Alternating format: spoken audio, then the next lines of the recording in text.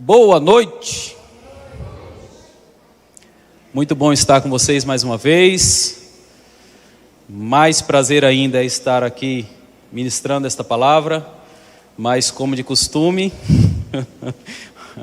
quero citar um pouco das músicas que foram cantadas. As meninas já ficam. Eu acho que vocês foram muito bem evangelizados nesta noite, através das canções. Eu acho que a ministração do Evangelho, através do que vocês cantaram, e Tonho, com essa obra-prima, tá quentinha essa, Tonho? Não tinha ouvido essa, não. Com essa obra-prima da ministração do Evangelho para nós, é Deus falando aos nossos corações. Então nós viemos aqui, foi para adorar. Viemos aqui para confessar o nome de Jesus. Amém? Então nós cantamos a primeira música. Quem lembra a primeira música? Eu gosto de fazer esses testes para ver se os irmãos cantaram no automático. Qual foi a primeira música? Isso. Esta é a hora da adoração. Quando a gente canta, eu já citei isso para vocês, mas faz necessário lembrar mais uma vez. Quando nós citamos Romanos e dizemos: toda língua confessará o Senhor, e todo joelho se dobrará. Essa parte da música, apesar de você colocar todo o seu empenho e emoção, e é lindo cantar, né? As meninas repetiram aqui, eu acho que umas 10 ou 15 vezes, brincadeira. Mas essa parte da música diz: toda língua confessará ao Senhor, todo joelho se dobrará, e aí ela continua: mas aquele que a ti escolheu, tesouro maior terá. O que a música está querendo dizer nesse momento é que confessar e se ajoelhar, reconhecendo que o Senhor é Deus, todos os seres humanos da face da terra hão de fazer. Amém? Amém?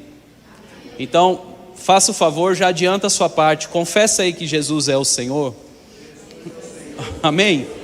Pronto, você fez sua parte, quem sabe com isso você encaixa no mas aquele que te escolheu, tesouro maior terá. Isso significa que mesmo aqueles que negam a Jesus hoje, que não aceitam o que Ele fez, não aceitam a obra redentora dele na cruz sobre as suas vidas, irão reconhecer que Jesus é o Senhor.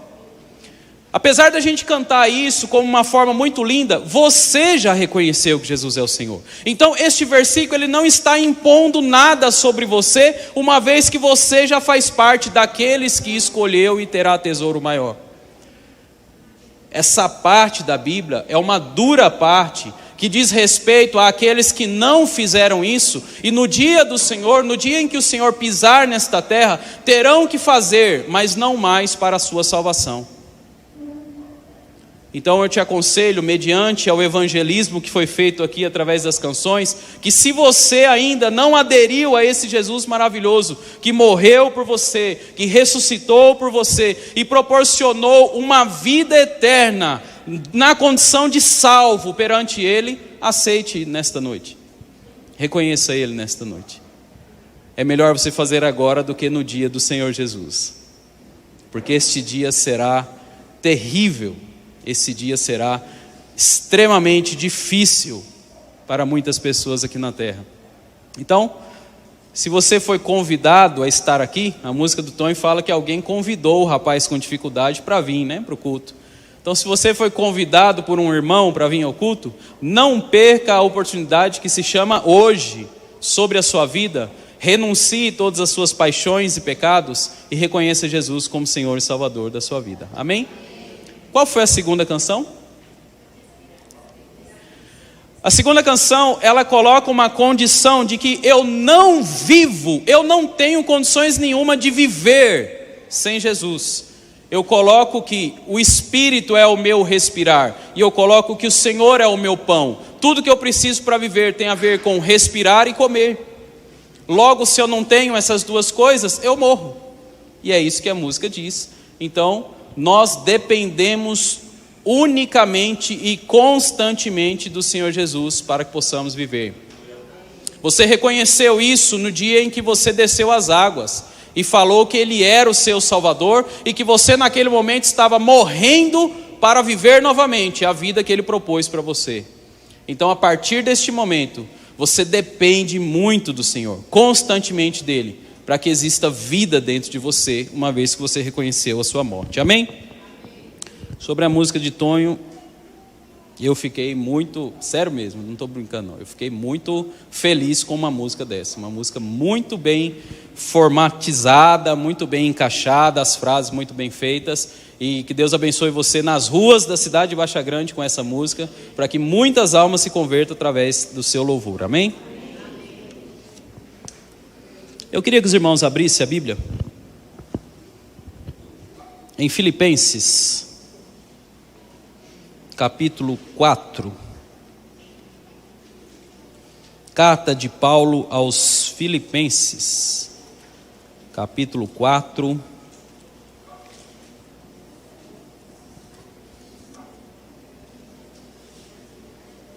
eu estava meditando, eu recebi o convite para a ministração, foi ontem à noite, então eu só tive hoje para pensar um pouco. Na verdade, eu tenho certeza que não só eu, mas os irmãos que ministram aqui, eles já têm tido uma bagagem diante do Senhor Jesus, têm recebido coisas, responsabilidades no que diz respeito à ministração da palavra, e isso carrega o nosso coração e a nossa mente constantemente.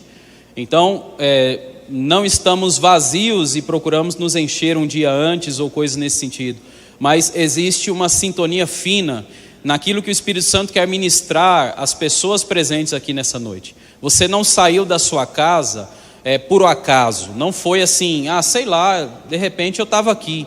Existe toda uma questão espiritual que envolve a sua vida, e talvez você não tenha a mínima ciência disso, mas você só está aqui hoje, primeiro porque o Senhor Jesus desejaria que você estivesse.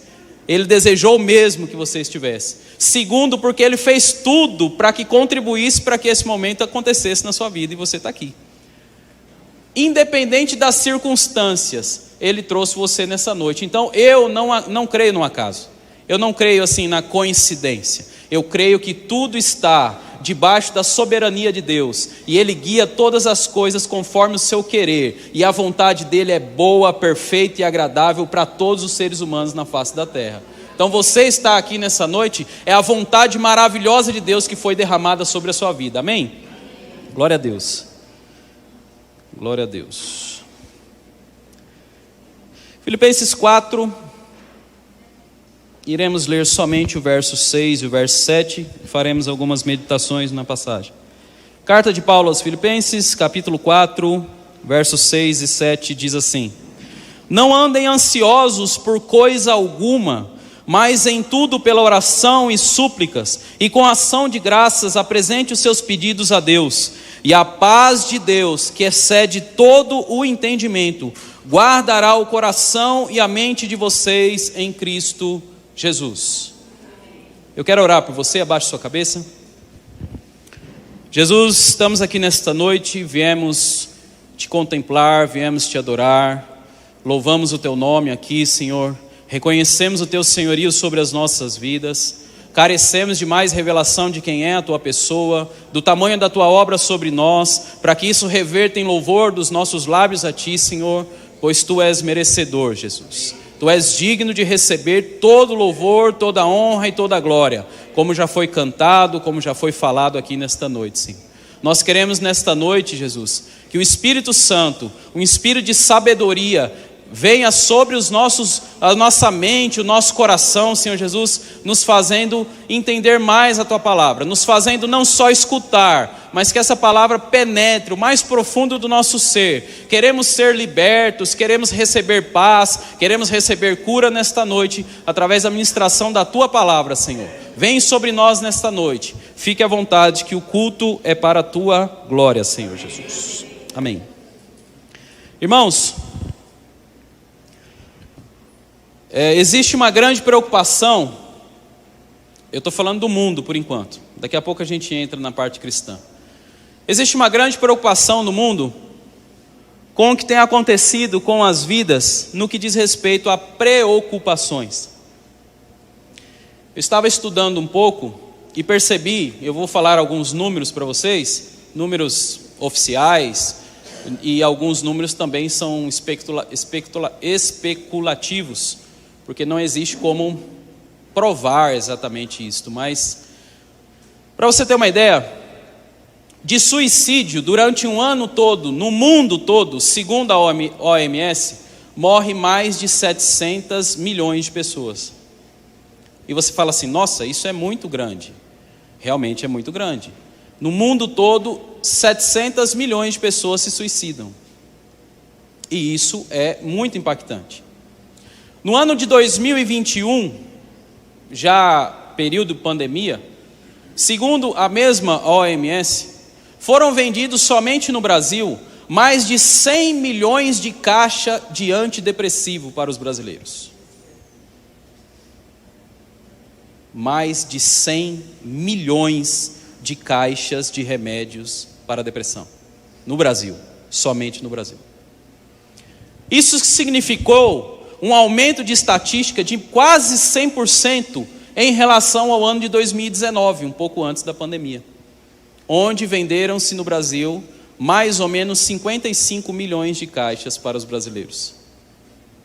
Claro, a OMS e os órgãos de saúde vão fazer ligação direta com o episódio da pandemia, e assim houve então um grande aumento de depressão, de ansiedade na população, e por isso recorreram aos meios de drogas, de medicamentos para aliviar então os efeitos negativos que trouxe à mente das pessoas olhar toda essa tragédia. Mas os números não diminuíram após a pandemia. E os números permanecem. E para a grande indústria farmacêutica, para os grandes produtores, isso é ótimo. Isso é maravilhoso. Você não tem ideia o quanto eles ficam felizes com a sua depressão, porque só assim você vai na farmácia comprar o remédio.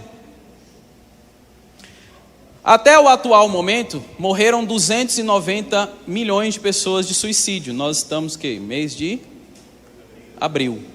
Então existe ainda uma longa jornada. O interessante é que no meio dessas contagens, já morreram mais de 12 milhões de bebês abortados. O que significa que 12 milhões de mães terão de alguma forma um peso na consciência, ou pelo menos algo que possa despertar severamente uma depressão sobre a vida dela em algum dia.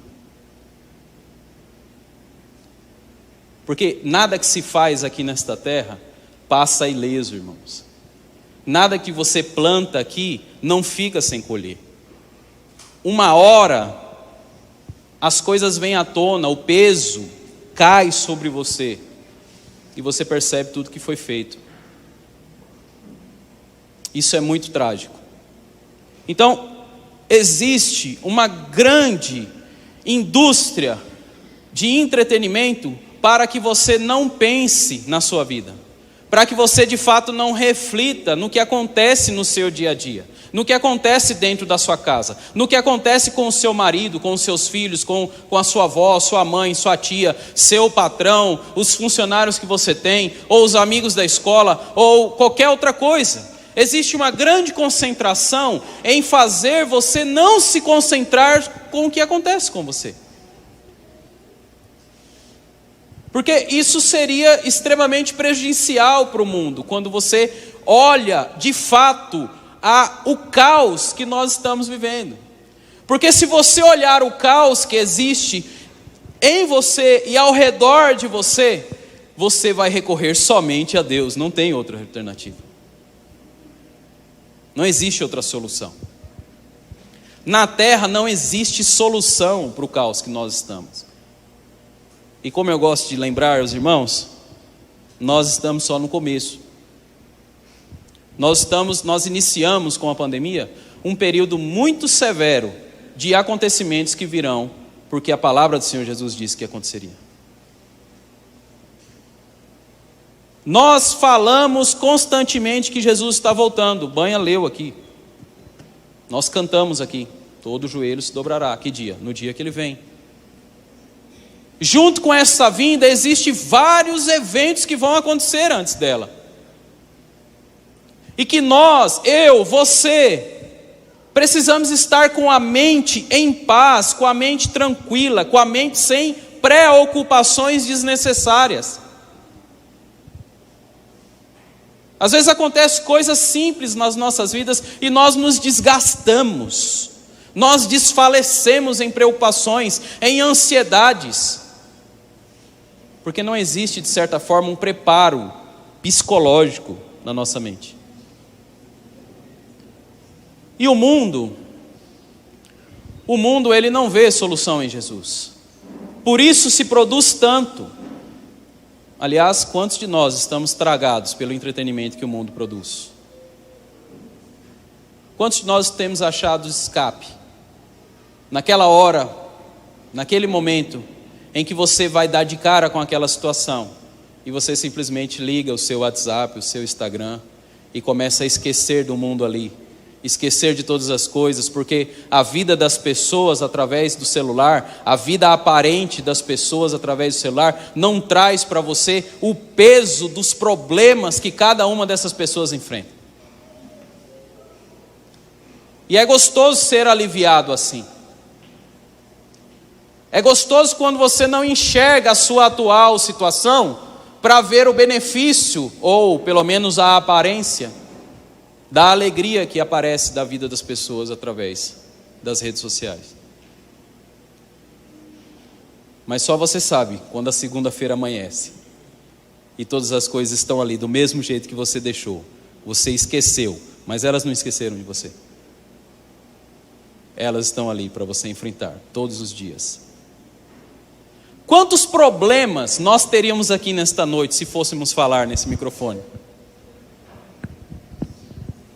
Levante a mão você que não tem nenhum problema na vida, para mim dar um glória a Deus aqui bem forte. Nem os mais pequenos, talvez não prestaram atenção, mas até eles. O problema faz parte da vida do ser humano. Aliás, eu não sei se você sabe, Bianca, você só usa esse óculos porque existia um problema. Não nos seus olhos, mas no olho de alguém.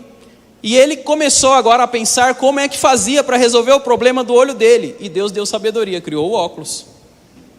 Porque toda solução só nasce a partir de um problema. Ninguém inventa uma coisa que não tinha um problema anterior para precisar dela. E assim o mundo vai tentando.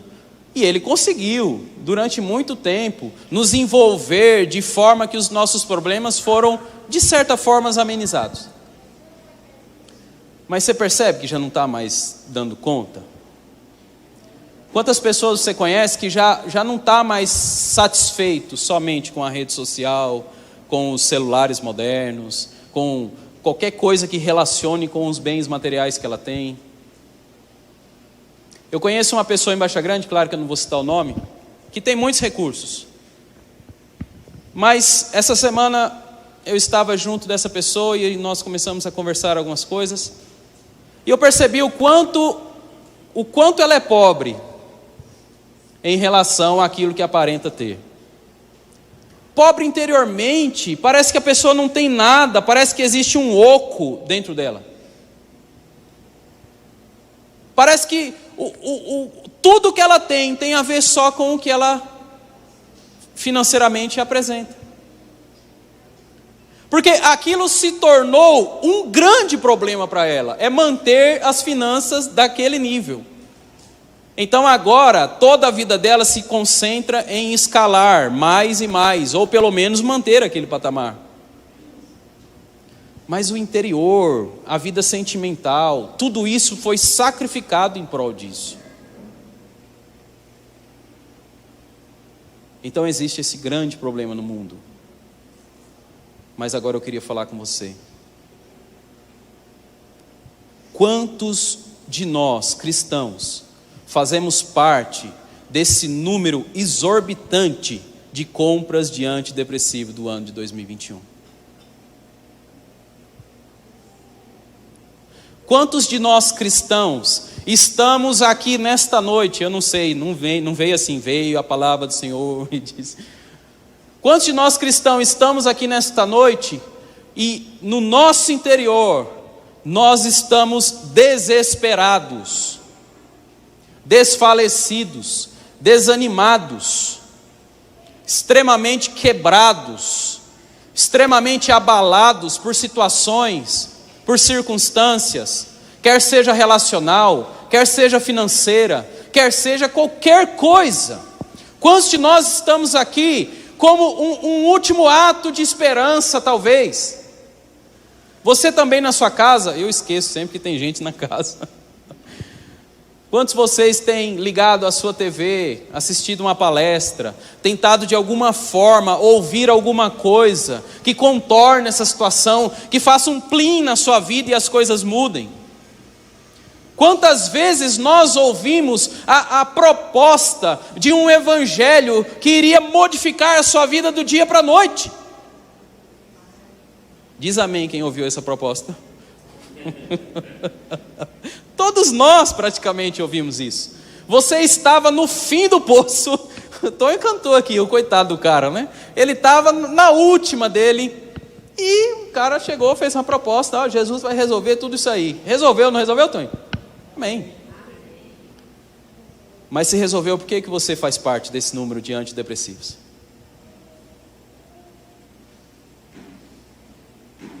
Se resolveu, por que no seu interior, sem que ninguém perceba às vezes, você se corrói por dentro de preocupações, ansiedade, dúvidas sobre o amanhã, incerteza sobre relacionamentos, sobre investimentos financeiros? Você está extremamente preocupado com o que a vida te reserva no dia seguinte, porque até os seus pés já não conseguem mais sentir a firmeza do chão. Você tem andado assim, abalado. A proposta de Jesus ser a solução, ela é real, ela é verdadeira. Ela parte do princípio da palavra de Deus que garante que Ele é a solução para todos os nossos problemas. Às vezes nós pensamos que a depressão, esse assunto já foi muito discutido no meio cristão. Existia uma época, eu não sou dessa época, viu gente? Assim, eu peguei a rebarba dessa época. Não vou falar que sou, porque senão os que são vai falar: não, você não é tão velho assim. Mas existia uma época em que igrejas um pouco mais radicais, ou tradicionais, não sei, pregavam contra o uso de comprimidos, o uso da medicina, ou até mesmo de consultas médicas. Tem alguém aqui dessa época? Não vou falar isso não, porque isso é muito antigo. De forma que o que era falado, o que era ensinado usando esses termos, era que você precisava ter fé em Jesus. Você não precisava recorrer a nenhum outro recurso para sanar o seu problema. Então você precisava ter fé em Jesus e isso lhe bastava. Foi muito falado isso. E muita gente sofreu terrivelmente por essas questões. Mas muita gente resolveu de fato exercer fé sobre essa palavra e foram curadas, foram libertas, foram transformadas. A Bíblia é cheia de relatos durante a vida de Jesus, de pessoas que num ato de fé simplesmente tocaram Ele, simplesmente desceram num telhado para estar com Ele e foram curadas. Ou simplesmente pessoas tiveram fé que Ele poderia ressuscitar, pessoas que já estavam mortas, e essas pessoas ressuscitaram. E a Bíblia também nos dá uma ideia de que a nossa fé, ela pode ser aumentada, ela pode ser crescida, ela pode se tornar grande. Esta passagem mesmo que fala sobre a mulher que tocou o manto de Jesus e foi curada de um ciclo de sangramento, ele fala claramente: a sua fé te salvou. Só que o que aconteceu depois de que desmistificaram um pouco essa questão do cristão com a medicina, do cristão com os recursos de medicamento? Existe ainda pessoas assim? Existe. Eu conheço uma pessoa, eu vou contar o testemunho dela aqui. Essa pessoa estava em cima de um cavalo e o cavalo disparou, ela caiu, quebrou o braço e não foi no médico, porque ela tinha fé que Jesus podia curar ela. E curou.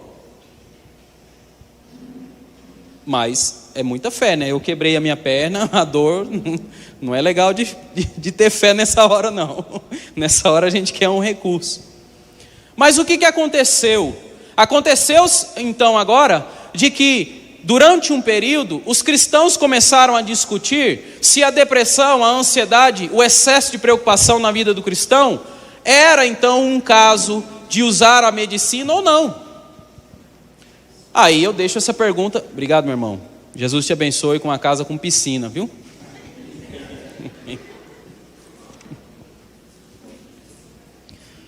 Começou-se a discutir se o uso da medicina nesses casos, já que se trata de um problema psicológico, podemos dizer assim, era necessário, ou se esse irmão estava com um problema de demônio, ou se esse irmão estava com falta de fé, ou coisas nesse sentido. A realidade é que os problemas psicológicos não diferem muito dos problemas fisiológicos. Não existe muita diferença em uma pessoa quebrar a perna e sofrer depressão. Ambos são doenças, ambos precisam de tratamentos e ambos são curados por Jesus. Agora é claro que cada caso é um caso, cada caso exige uma análise, se é necessário envolver a medicina ou se é necessário simplesmente crer. De modo que, de maneira geral, quase todo doril é tomado sem fé. Porque às vezes é uma dorzinha de cabeça. Então o problema não está no medicamento em si, mas o problema está na fé depositada no medicamento em si. Porque você consegue ver Jesus curando sem acontecer nada físico ali, mas você consegue ver Jesus curando tendo que pegar barro do chão para passar no olho. Percebe que ele usou recursos? Não é só uma questão de fé. E existe também o fato de que mesmo tendo fé, existem coisas que não vão acontecer, porque Deus não quer. Quantos de nós já nos levantamos para orar com fé a respeito de determinada situação, e aquela situação não aconteceu? Ah, tá vendo? Aí, ó.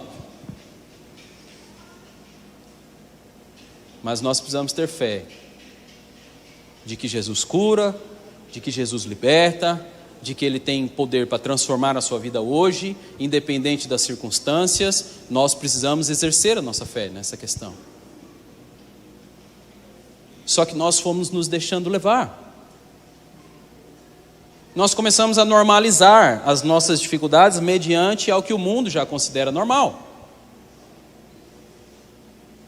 De modo que o nosso uso de medicina, de medicamentos e tudo mais, já deixou de ser um segundo recurso ou um recurso secundário. E às vezes passou a ser o principal. Nem oramos mais. Quantos de vocês têm dor de cabeça e oram por causa dessa dor? Na sua casa, sozinho, diante de Deus. Ou é mais fácil ir até a farmácia de Nilson, fazer uma propagandazinha aqui, e comprar um medicamento? Não existe problema nenhum no medicamento em si. Não existe. Existe na quantidade de fé que você não exerce em Deus a respeito disso. Então, nós chegamos a uma situação. Crentes estão passando por preocupações excessivas, dificuldades para dormir, ansiedade. Nós estamos assim. O mundo está assim, tudo à sua volta está assim. E aquela proposta de estarmos em paz já não está tão assim. Aliás, eu tenho pensado muito nisso.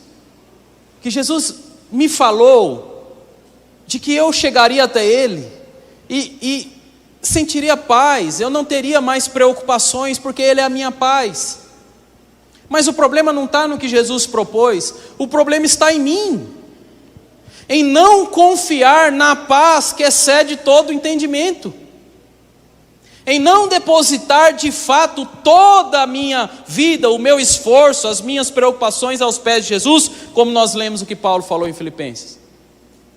Vou ler novamente, versos 6 e 7. Não andem ansiosos por coisa alguma. O que é coisa alguma? Qualquer coisa. o que encabeça os problemas de ansiedade, preocupação e depressão tem a ver com família, problemas familiares. Morreu alguém, ou está num conflito de relacionamento, coisas nesse sentido, tem a ver com isso. Tem a ver com doenças, tem a ver com perdas financeiras, isso é o que encabeça os motivos de depressão, de ansiedade. Mas o interessante é que nós criamos agora coisas bestas para ficarmos ansiosos. Cadê os palmeirenses e os flamenguistas de hoje? Que ficaram ansiosos por causa dos seus times que entraram em campo disputando a final do campeonato. E tem gente que desfalece nesse meio, ou não? Nós inventamos motivos para ficarmos ansiosos e preocupados. Irmãos, tudo nesta vida passa. Tudo vai ficar para trás. O que permanece é aquilo que é eterno. O que permanece é as palavras do Senhor Jesus. O que permanece é o que você constrói diante dEle. As nossas preocupações não são nada perante quem é o nosso Deus. Milhões e milhões de preocupações seriam resolvidas nesta noite aqui, se nós entendêssemos quem de fato Deus é.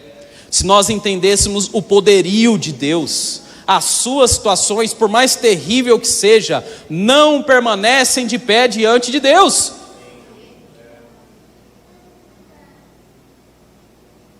Amém? Então eu queria trazer para você pelo menos 3 conselhos bíblicos a respeito das nossas preocupações, das ansiedades.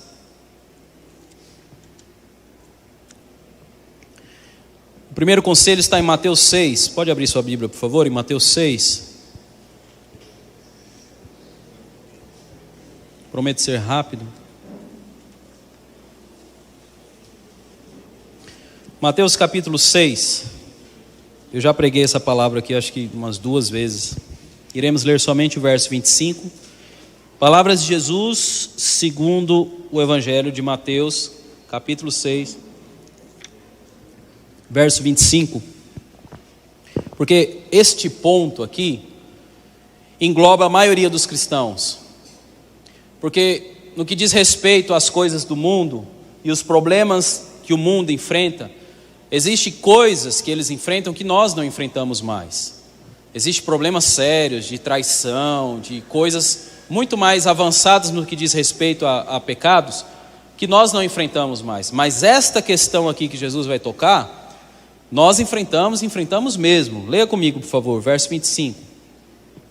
Jesus está falando no Sermão do Monte, ele diz assim, verso 25, Mateus 6. Portanto, eu lhes digo, não se preocupem com a sua própria vida, quanto ao que comer ou beber, nem com o seu próprio corpo, quanto ao que vestir. Não é a vida mais importante que a comida, e o corpo mais importante que a roupa? Então eu quero crer, de que as nossas maiores dificuldades como cristão têm a ver com o dia de amanhã no que diz respeito a finanças, a recursos, a planos, programações que nós fazemos. Porque se o seu problema não tem a ver com isso, o meu conselho para você vai ser o terceiro aqui, a gente vai chegar lá. Mas se a sua preocupação tem sido a sua vida financeira, os investimentos, o que você vai comer, o seu salário ou coisas nesse sentido, eu quero desafiar você a descansar no Senhor Jesus nesta noite. Nós temos um salmo muito famoso, Salmo 23. Quem pode citar aí, pelo menos uma partezinha? Hã? Eu não estou ouvindo. Fala aí, Banha, tu? Pronto, só até aí tá bom. Nós temos a garantia, e se você continuar essa passagem depois na sua casa, você vai perceber que nós temos a garantia de que o nosso sustento, apesar de você não ter ciência disso, vem totalmente do Senhor. Você chegou aqui nesta noite porque Deus quis, como eu falei. Porque as suas pernas, apesar delas elas estarem assim, inteiras, perfeita saúde, alguns não, né? Tem uns que chegam mancando, eu vi. Mas foi Deus que manteve você assim, em plena saúde, bonitão aí do jeito que você está.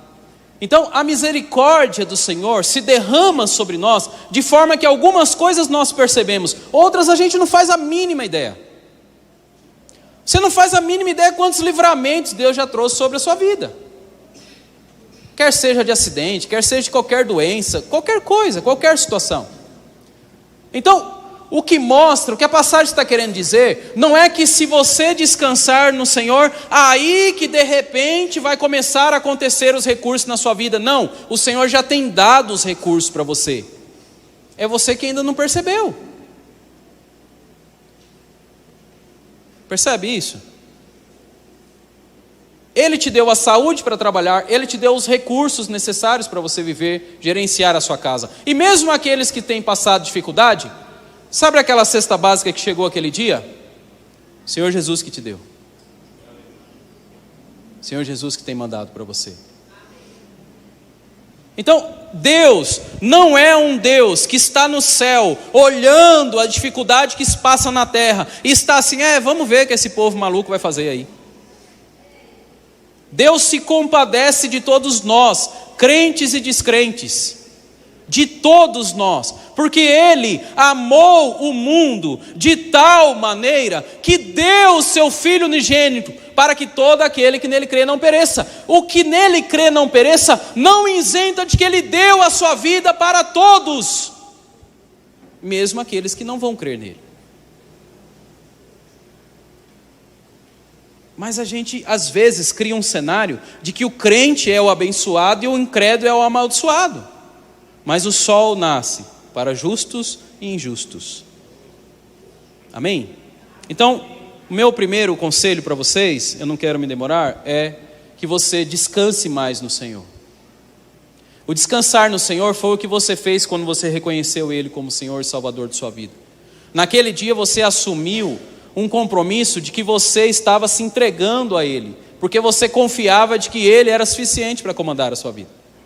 Então esse descansar do Senhor acontece em momentos na nossa vida, e Ele vai avançando gradativamente à medida que você toma as atitudes para mostrar mais, se mostrar mais disponível para Ele. Então assim, à medida que o Senhor for lhe dando fé, arrisque um pouco mais em descansar no Senhor Jesus. Permita Ele te mostrar o quão suficiente Ele é para cuidar da sua vida. O quanto Ele é capaz de suprir e gerir a sua vida, através de você confiar nele. Amém? O segundo conselho, eu queria ler duas passagens. A primeira está em Romanos 10. Carta de Paulo aos Romanos, capítulo 10.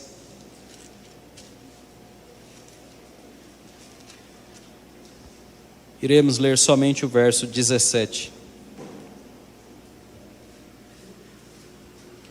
Um outro conselho que a Bíblia nos dá a respeito das preocupações e ansiedades que nós temos é termos mais fé. Nós precisamos exercer fé. Nós precisamos exercitar a nossa fé. A nossa fé, como ela cresce, como ela se desenvolve, se você ficar estagnado, se você não de alguma forma exercitar essa fé, você não se desenvolve, você não cresce no Senhor Jesus, naquilo que Ele te propõe como vida em Cristo. Então você precisa exercitar essa fé, fazer que essa fé cresça. Inicialmente, claro, o processo tem a ver com isso aqui. Verso 17, Romanos 10, 17 diz: consequentemente, a fé vem por se ouvir a mensagem, e a mensagem é ouvida mediante a palavra de Cristo. Então, não tem jeito da nossa fé aumentar sem que nós nos relacionemos com a mensagem dele, com a palavra dele. O que gera fé no nosso coração, o que gerou fé no dia que você resolveu aceitar Jesus como seu Senhor e Salvador, foi a ministração da palavra dele, foi aquilo que ele falou para você através da palavra dele. Então, nós precisamos parar de pensar nas coisas dessa vida e começarmos a pensar mais nas coisas do Senhor Jesus, que estão explicitamente escritas aqui nesta palavra, para que estas coisas sobrepassem as nossas preocupações com as coisas dessa terra, e assim cresçamos a nossa fé naquele que nos resgatou, nos salvou, nos garantiu vitória. À medida que eu me encho das coisas do Senhor Jesus, as minhas preocupações descem de níveis de importância. Eu sou uma pessoa muito despreocupada. Minha esposa está casada comigo há tantos anos já, ela sabe muito bem disso. Tem hora que ela fica muito preocupada com uma situação e eu fico assim, eu queria, de certa forma, pegar mais essa preocupação, mas eu sou muito descansado. Eu tenho um testemunho nessa parte que eu acho que nunca contei tão detalhadamente para os irmãos, mas existe um lugar que se chama CPP, a maioria dos irmãos que conhecem, Evanildo já fez. Quem já fez CPP aqui? Levanta a mão. Teve bastante gente, glória a Deus, aleluia. Você fez também, assim, você morava lá, né? Então, mas é um momento em que você para absolutamente tudo da sua vida e vai para um lugar passar ou meses ou até anos 100% dedicado em estudar, orar, jejuar, buscar ao Senhor junto. Pode ir sentar lá com a sua mãe. Ele quer me dar um papel. Muito obrigado. Foi sua mãe que mandou, pelo jeito, né? Ela está preocupada com... Amém. Amém. Irmãos, apesar de eu estar falando da preocupação, a preocupação em determinado sentido, ela é boa para nós. A preocupação nas nossas vidas está totalmente ligada ao nosso mecanismo de defesa. Por exemplo, Márcia, eu vou falar sem querer, viu, Márcia? Mas Márcia vai chegar em casa e vai encontrar uma sapitaca no banheiro. Ainda bem que tem Rosivaldo, né? Rosivaldo Valente. Mas o que vai acontecer? Vai gerar uma preocupação nela. Vai pular em mim. Meu Deus, e agora? Vai gerar uma preocupação. Então, a preocupação, em determinado sentido, gera para nós um ambiente de segurança. O problema já ouviu falar em tempestade em copo d'água? Esse é o nosso problema. É que nós pegamos a sapitaca e transformamos num dinossauro T-Rex, aquele que tem os maiores dentes possível, e aí gera um ambiente terrível dentro de casa, né? Amém? Então, exercitar a nossa fé, inicialmente comece com ouvir a palavra. Você está aqui nesta noite, tem ouvido a palavra, e eu peço que haja fé no seu coração, mediante esta palavra. Eu peço que essa fé cresça, eu peço que essa fé não só cresça, mas que apareça de forma a você confessar a grande necessidade que nós temos do Senhor Jesus. Amém? Então, vem pelo ouvir, mas também vem pelo falar. Quando nós cantamos, quando nós oramos, quando nós proclamamos as coisas, isso aumenta a nossa fé, isso faz a nossa fé ser fortalecida. Então é necessário que você confesse a sua fé, dia após dia, declare o seu amor a Jesus, declare a sua necessidade nele, declare tudo o que ele fez por você, proclame a sua vitória, proclame a obra dele naquela cruz, proclame a salvação que ele proporcionou, a libertação. Quando você se deparar com uma situação em que Deus agiu na sua vida, proclame, testemunhe, confesse, alcance as pessoas por essa proclamação. Isso aumenta a sua fé e distribui um aumento de fé às pessoas que escutam. Quando nós escutamos um testemunho por aquilo que Deus fez na vida de determinada pessoa, isso gera em nós uma fé, isso gera em nós um ambiente, nossa, olha só, de modo que as coisas mais espetaculares que Deus faz, aumenta o público, né? A gente tem curas, aí enche de gente, porque viram cura, mas é necessário nós proclamarmos e ouvirmos mais a palavra. O ouvir a palavra não está só relacionado a você vir no culto de domingo e ouvir alguém pregar. Tem a ver com você chegar na sua casa. Hoje a gente tem recurso aos preguiçosos, já ouviu falar? É quando você não precisa mais nem ler a Bíblia, você põe lá o Cid Moreira, nem existe mais, né, Cid Moreira falando, hoje tem tantos recursos, que você escuta a palavra. Use esses recursos, meu irmão, fique à vontade, mas escute a palavra de Deus, quer seja um versículo, quer seja o Salmo 119 todos os dias, amém. Encha a sua vida com a palavra do Senhor Jesus, porque ela é viva e eficaz. Ela penetra nossa alma, ela nos produz vida, Quantos de nós poderíamos testemunhar aqui que leu um versículo diversas vezes durante a vida, e todas as vezes que leu, esse versículo vivificou no seu coração, esse versículo trouxe uma vida, trouxe uma ideia diferente, uma mensagem diferente que você estava precisando naquele dia. Gálatas 2.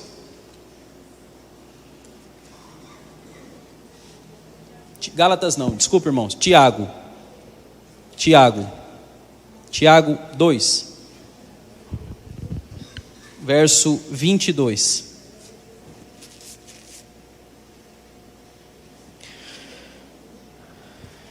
Tiago, capítulo 2, verso 22, diz assim: você pode ver que tanto a fé como as obras estavam atuando juntas, e a fé foi aperfeiçoada pela obra. Boa parte da falta de crescimento da nossa fé como cristão tem a ver com a falta de obra, a falta do fazer. Você vem aqui no domingo à noite e escuta que você precisa amar o seu irmão. Às vezes você coloca isso numa prateleira tão alta que você não consegue alcançar. Mas você sabe muito bem que aquele vizinho seu, aquele amigo, aquela pessoa, precisa que você vá até ela e simplesmente dê um abraço, uma palavra de conforto, coisa nesse sentido.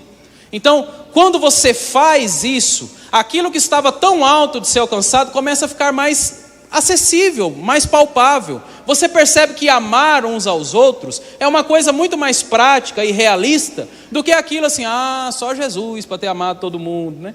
Não, nós precisamos exercer a nossa fé por meio de fazer, de mostrar, de fazer obras, de mostrar que a nossa fé não é simplesmente uma fé em um Jesus que um dia existiu, morreu, ressuscitou e sei lá o quê. Não, nosso Jesus é vivo, atuante e está morando em nós. Ele habita dentro de nós. E as nossas ações, mediante a gestão dele, mediante aquilo que ele nos guia a fazer, são obras maravilhosas de salvação para a vida das pessoas. Então, nós precisamos não só ter fé para vir nos cultos de domingo. Nós precisamos não só ter fé para ficar no seu quarto lendo a Bíblia e orando. Nós precisamos ter fé, não só para cantar as músicas aqui ensaiadas ou apresentadas. Nós precisamos ter fé, de modo que essa fé se torne aparente, visível às pessoas, para que as pessoas olhem e enchem o seu coração da esperança de Jesus, para que as pessoas olhem e reconheçam Jesus na sua vida. Isso move e muda o mundo ao seu redor. A vida de Jesus em nós, a fé expressada através de ações, isso aumenta, isso desenvolve a fé nos nossos corações, de modo que quando eu vejo Jesus atuando, os meus problemas se esfarelam diante dele. Os meus problemas não são suficientes para a magnitude do poder do Senhor Jesus. Amém?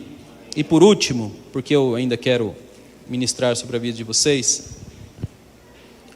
eu queria que vocês abrissem em Provérbios 12,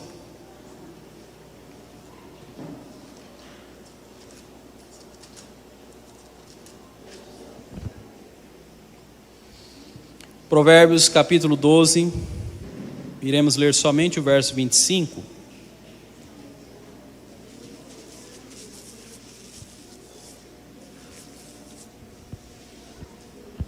Às vezes nós nos deparamos com problemas em que são quase impossíveis de nós solucionarmos. Às vezes nós ficamos fechados em problemas, nós nos trancamos em problemas que não vai resolver a situação, nós nos descabelamos, ficamos extremamente preocupados. E esses problemas vai agredindo nosso corpo físico, agredindo a nossa mente, vai deixando um ambiente ruim, até na casa onde a gente mora. Porque o que nós precisávamos mesmo era repartir o problema com os outros. Era confiar em pessoas para que essas pessoas ajudassem nos problemas que nós temos. Eu queria que você lesse aí o verso 25 do capítulo 12, que diz assim: o coração ansioso deprime o homem. Percebe? Percebe as preocupações que faz com o homem? Deprime. A ansiedade deprime a pessoa. Aliás, essa palavra ansiedade, ela deriva de uma palavra do latim, que literalmente significa, sabe o quê? Enforcar, sufocar. O que significa ansiedade? É ser sufocado, é ser assim, pegado pelo pescoço. A palavra no seu original deriva disso. Ou seja, ansiedade produz em nós uma sensação ruim, de sufocamento. Você gosta de sentir ansiedade? Percebe que ela atinge até as questões físicas sua, não é só uma questão psicológica. Então a ansiedade, ela produz em nós uma necessidade de ficarmos assim deprimidos. Ai, nossa, olha esse problema. E a gente gera um ambiente em que isso vai crescendo. Nós vamos alimentando essa ansiedade. Então o Provérbios 12, verso 25, está nos dando um conselho. O coração ansioso deprime o homem, mas uma palavra bondosa o anima. Então, a outra forma, ou o terceiro conselho que eu tenho para te dar, tem a ver com nós abraçarmos uns aos outros nas nossas dificuldades. Você já reparou essa cadeira que você está sentando? Quantas pernas tem? Se ela tivesse uma só, você estaria sentado? Isso necessita você analisar de que para permanecer em pé, você precisa ter apoio, você precisa ter suporte. Ninguém é independente, meus irmãos. O mundo enche as nossas vidas de um conceito: seja independente, principalmente na área financeira, né? Não, você precisa conquistar tudo aí, não dependa de ninguém não. Não tem jeito de você ser independente. Não tem jeito, porque você vai adoecer e você vai precisar do médico, porque seus dentes vão apodrecer, não tem jeito. E você vai precisar do dentista, porque você precisa comer e precisa ter quem venda a mercadoria, porque você precisa amar e precisa existir uma outra pessoa para que isso aconteça. Tudo nós dependemos um do outro, e essa está aí, então, a beleza da criação do Senhor Jesus. Olha para o seu irmão do seu lado. Ele tem um nariz, tem boca, tem olho, mas é igual ao seu? Porque as nossas diferenças, os diferentes problemas que passamos, é o que nos une, é o que torna bonita a vida. Você já experimentou se envolver na vida de uma pessoa e participar dos problemas dela? O quanto é gratificante, o quanto é maravilhoso sentir o amor de Deus em um relacionamento de irmãos, em que a vida do Senhor Jesus, ela manifesta através da sua, e você recebe a vida do outro lado. Não é só quem ajuda que recebe. É o contrário, né? Não é só quem ajuda que recebe, mas quem recebe também é ajudado. Quando nós ensinamos, por exemplo, eu dou aula aqui, nós falamos isso, todo professor tem esse discurso, né? De que a gente ensina, mas a gente aprende mais de quem está ouvindo a gente ensinar. E isso de fato acontece. Você já fez uma boa ação a alguém? O que foi o sentimento que veio em você? Qual foi? Você já sentiu esse prazer em estar fazendo o bem? Tu chega para uma pessoa e dá uma coisa que ela não esperava. A pessoa caiu, você levanta ela, e você sente algo no seu coração, ou não? Assim, uma coisa gostosa de sentir, algo assim sobrenatural às vezes, que você sente um prazer em ter feito aquilo. Mas olha só como nós somos. Apesar desse ato ser maravilhoso, ser extremamente gostoso de sentir, nós raramente fazemos. Nós raramente agimos assim. Se nós fôssemos assim constantemente, o quão alegres seríamos. O quanto seria maravilhoso a vida, e os nossos problemas iriam ser nada perante isso. Envolva-se com as pessoas. Eu queria ler mais uma passagem, que está em Gálatas 6. Eu saí passeando na Bíblia toda hoje, hein? Gálatas 6, para a gente encerrar.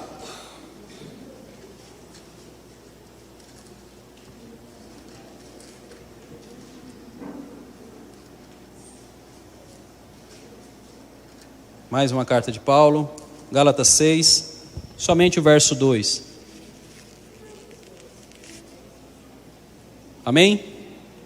Diz assim: levem os fardos pesados uns dos outros e assim cumpram a lei de Cristo. Nós, como família cristã, nós como irmãos, nós chamamos uns aos outros de irmãos. Precisamos exercer a nossa fé em se compadecer dos nossos irmãos. Às vezes nós sabemos de problemas e temos uma reação muito ruim em relação a esses problemas. Ou nós deixamos para lá, problema de Márcia, que essa pitaca está no banheiro. Eu sei lá. Ou a gente faz o que eu considero pior. Davi, no banheiro de Márcia tem sapitaca, velho. Fiquei sabendo que tem uma sapitaca lá do tamanho de um dinossauro. Agora o que vai acontecer? Davi vai chegar na casa de Márcia, mesmo que ele esteja com dor de barriga, ele fala: rapaz, não vou usar esse banheiro não, é cheio de sapitaca. Eu estou dando um exemplo besta, mas é o que nós fazemos. Nós pegamos os problemas das pessoas, não ajudamos a solucionar e jogamos para as outras pessoas ver que aquela pessoa tem problema. Aí eu olho para a Carol e eu sei o problema dela, aí eu já chego com ela, eu chego para conversar com ela todo armado, porque eu sei o problema dela. Então eu uso isso para o meu benefício, eu me beneficio dos problemas dos outros. Para de usar os irmãos para servir de escada para você subir na vida. O tombo vai ser gigante. Jesus se humilhou, desceu o mais baixo. Ele se abaixou para pegar o que estava mais caído. Ele desceu ao mais profundo para resgatar qualquer um que cresce nele. Ele ensinou que o evangelho dele é renúncia, é doação, é dar aos outros. Às vezes dar sem receber, sem nem esperar receber.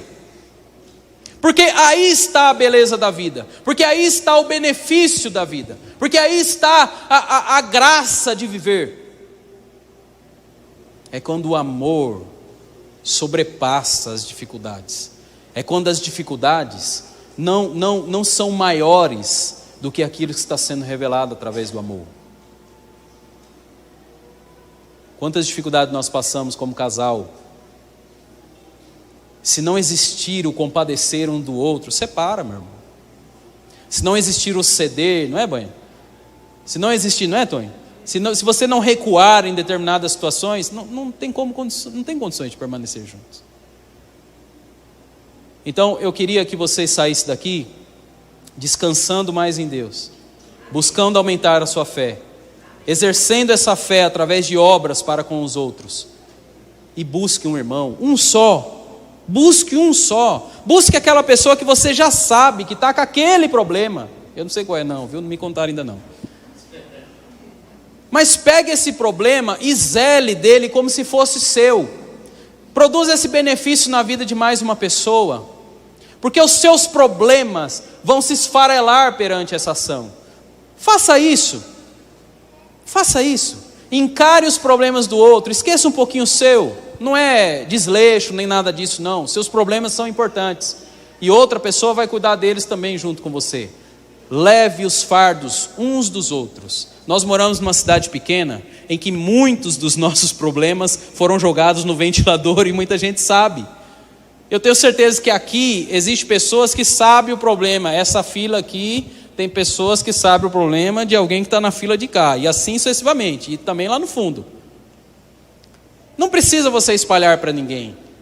Mas ajude essa pessoa na medida que for possível, na medida que for necessário. Se você não tem recursos financeiros, abençoe espiritualmente, ore, assuma um compromisso de orar por essa pessoa. Assuma um compromisso de visitar e conversar com ela, aconselhar, buscar ao Senhor juntos, buscar versículos para orientar essa pessoa. Se ainda mesmo assim está difícil, chame um dos irmãos, dos pastores, dos irmãos mais maduros e apresente, pergunte para a pessoa se pode ser apresentado o problema, mas não deixe essa pessoa morrer de preocupação, literalmente. Não deixe essas preocupações sobrepor aquilo que de fato é necessário na vida. Amém? Eu queria que você ficasse de pé.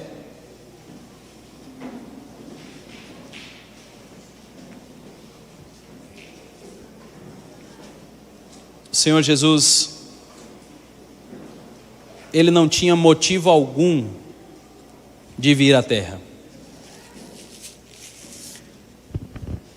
Ele não precisava fazer isso. Tem uma oração de Jesus que eu acho muito desafiadora. Quando Jesus está para morrer, eu não sei quantos de vocês já viram isso, eu acho que até já falei isso aqui. Quando Jesus está para morrer, Jesus ora assim: Pai, se possível, afasta de mim esse cálice. Isso mostra para nós de que Jesus estava com preocupações, que Jesus estava ali angustiado com aquilo que estava para acontecer. Jesus era um ser humano como nós. Jesus, ele se propôs a ser homem como nós. Tudo que Jesus fez e tudo que ele ensinou é extremamente possível se fazer como um ser humano comum. Você não precisa ser a encarnação do Deus vivo para você fazer o que ele propôs. O amar, o humilhar, o negar a si mesmo, tudo isso é possível que você faça mediante a vida dele em você. Mas quando ele ora isso, Pai, se possível, afasta de mim esse cálice, tem um segredo muito grande no meio das provações. É você virar para Deus e falar: mas sobretudo seja feita a tua vontade na minha vida. Às vezes nós passamos por dificuldades e nós pensamos que a melhor maneira é nos livrarmos logo disso. Aliás, o recurso da medicina é isso. Nós queremos uma resolução assim o mais rápido possível. Então eu tomo logo o meu Doril. Eu preciso resolver esse problema. Às vezes tem situações na nossa vida que o Senhor Jesus nos colocou nela, para que nós possamos crescer, aprender, ficarmos mais fortes. Então, entregue ao Senhor toda a sua preocupação, toda a sua ansiedade. Confia nele, porque ele trará paz à sua mente, ao seu coração. Amém?